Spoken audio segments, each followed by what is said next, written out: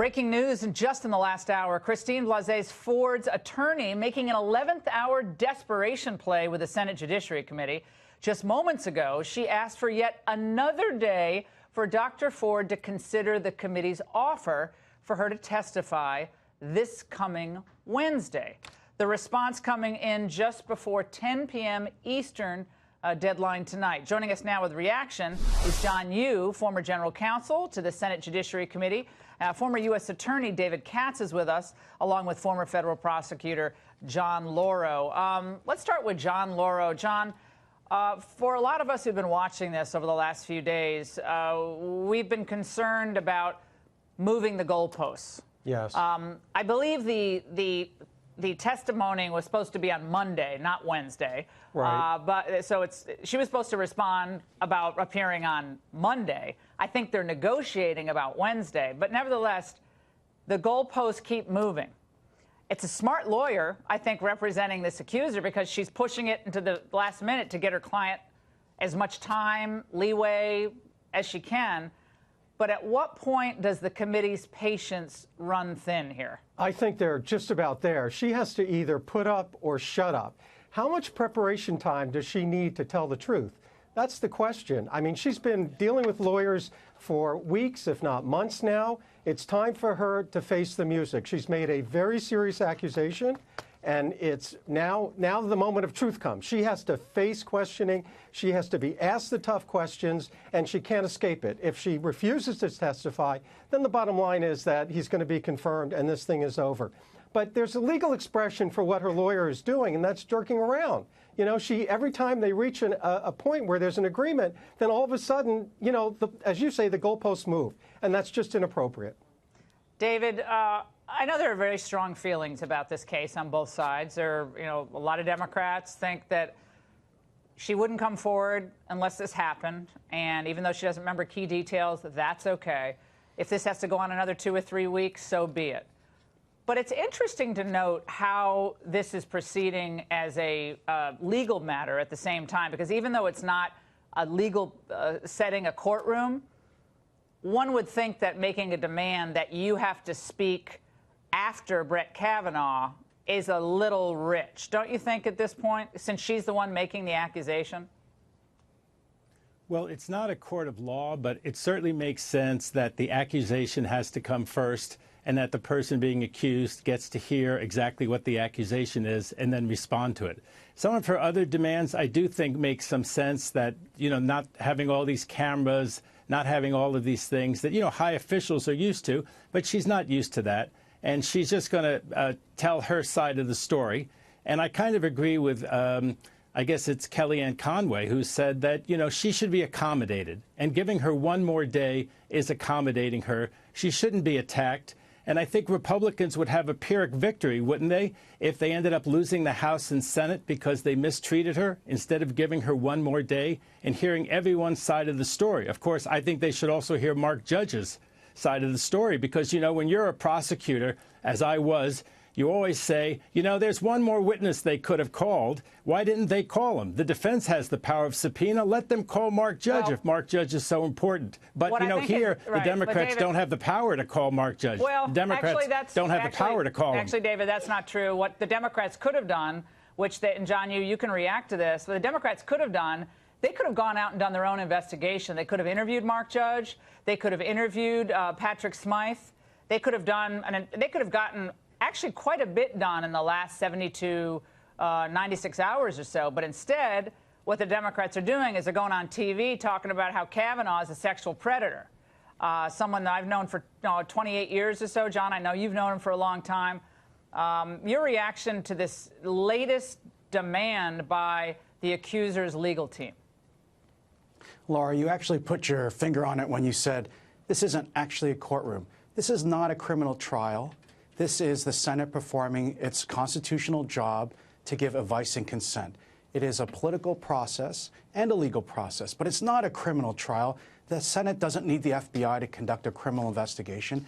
As you say, Laura, each side has committee staff. They can go out and interview people. They can interview them under oath. I think that's the most important thing that has to happen is the stories have to be gotten under oath, under pain of perjury from both Judge Kavanaugh and from Dr. Ford. The timing is actually important. The sooner the better, because as time goes on, people could adjust their stories and change them in response to what they're hearing in the public. I'm worried about that. I think actually the committee is right to try to freeze the stories in place as soon as possible so that people can't start changing their stories. That would be even worse than moving the goalposts. Well, the Republicans already did you've lost that. Right. Well, the Republicans did get both Judge and Patrick Smythe. They did interview them, and they did sign declarations, which were signed under penalty of felony, correct? I mean, so that was done. Democrats could have taken part in the questioning. They decided not to. And going back to what David Katz said, you got to be more accommodating to the accuser. I think the president was right. Let her speak. But to say that the Senate wasn't accommodating, they could have interviewed her at home in California. They said they would. Grassley said he would do it behind closed doors, in public, would be questioned by an outside counsel, which I thought, because it's all these white men up there, it would have been better to have an outside counsel, especially a woman, ask the questions. Now they don't want that. So it seems like they've been quite accommodating, except on, well, we're not going to do it whenever you want to do it, because you don't get to dictate the terms. John, I want you to listen, and all of you, to part of the letter that was released, again, just about an hour ago, from the Kavanaugh accuser's attorney. The imposition of aggressive and artificial deadlines regarding the dates and condition of any hearing has created tremendous and unwarranted anxiety and stress on Dr. Ford. Your cavalier treatment of a sexual assault survivor who has been doing her best to cooperate with the committee is completely inappropriate. John Lauro, cavalier treatment of a sexual assault survivor seems more to me like a political statement than it does to be from a lawyer who wants to actually make some headway in these negotiations. It's all about politics. If she was serious about having her client testify, she would have made that decision certainly by now to put her before the public. Let me just say one thing. She is going to be treated with kid gloves. Under no circumstances is she going to be abused or treated disrespectfully. That would be counterintuitive to what the Republican majority wants to do. So the reality is they've bent over backwards to have her come in under appropriate circumstances. Let's remember one thing. An accuser does not get to call the shots. This is a process with deadlines. She's decided to come forward, and now she has to testify truthfully and honestly and face the music. David. Well, I was a prosecutor. I've also defended people in the same situation as Judge Kavanaugh, who are faced with charges that seem absolutely unbelievable, and they're totally denied by my clients, and I've gotten not guilties. And there are rules of procedure in court. The rules are less clear in the Senate. My point is that the Republicans and the committee should not be seen as not giving her a fair shot, as not hearing her story, as not understanding that there's a very unreported crime, as Senator Collins has pointed out. And President Trump should treat her with respect at all times, including in his tweets. And the Republicans, for their own sake, should treat her with respect. And all the women in this situation, a man in this situation, they don't come forward all the time. Sometimes it's a long time before they make these allegations. Everybody can understand that. And as I say, it's a Pyrrhic victory if they lose the House and the Senate by mistreating her or being cavalier with her. And I don't think she's asked for so much. No one's being cavalier. Laura, I don't think she's asked for so much. She's asked for one more day. David, the vote was supposed to be yesterday. The vote was supposed to be yesterday. Feinstein, John Yoo, had the letter in July.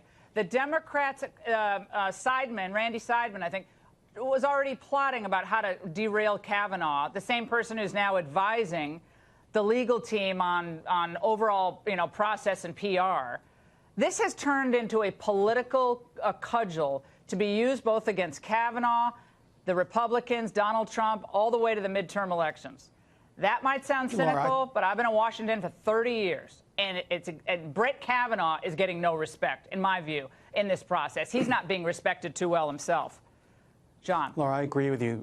Not only do we show respect to Dr. Ford, we also have to show respect not just to Judge Kavanaugh, we have to show respect for the Senate.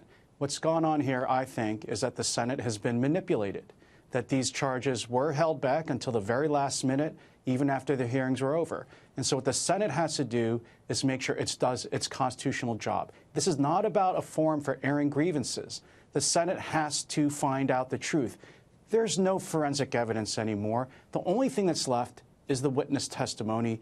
The senators have to put them under oath, and while being respectful, we have found in our legal system the best way to get the truth is to subject both witnesses to questioning and cross-examination. I don't think that anyone should be treated with kid gloves or treated differently. We ask this of people in cases every day in courtrooms around the country in these kinds of cases. I don't think we should expect any less, and give respect to Kavanaugh and to Dr. Ford, but show them respect by expecting them to tell the truth under oath and be subject and willing to answer questions and cross-examination. Right, and we don't change the cameras or the lighting. I mean, this is only one camera angle. What is that? I mean, if you're gonna launch that kind of allegation against someone this late in the game, 36 years later, then come along and say, "Oh no, but I don't want a camera and a woman can't ask the question."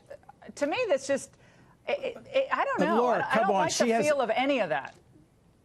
Laura, we have to respect victims too. We have to respect alleged victims. Okay, guys. All right. Yeah, I'm sorry. I'm going on. But when I heard the camera thing, I thought, everybody who goes up before that committee has to have the same Senate agreed cameras. to that, Laura. Yeah, Laura, the Senate agreed to that. Did I say they didn't? I thought it was really, really goofy. Okay, if you look silly and goofy, it sets a terrible precedent. I don't like that precedent of having to change the process She's a so late victim. in the game. She's a victim. She's not used to that. She's not used to that. We don't know that. A lot of us aren't used to this because it's so late in the game.